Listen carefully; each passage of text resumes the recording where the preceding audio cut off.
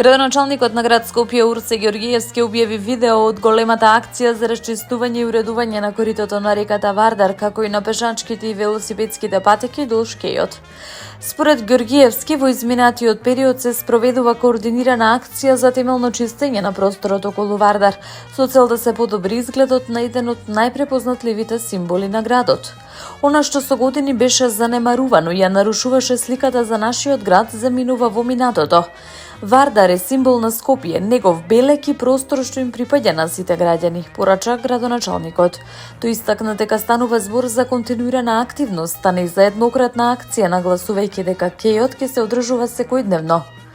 Скопјани заслужуваат чист, уреден и достоинствен град, наведе Георгиевски. Во објавата упати апел до граѓаните за поголема грижа кон јавните површини и животната средина.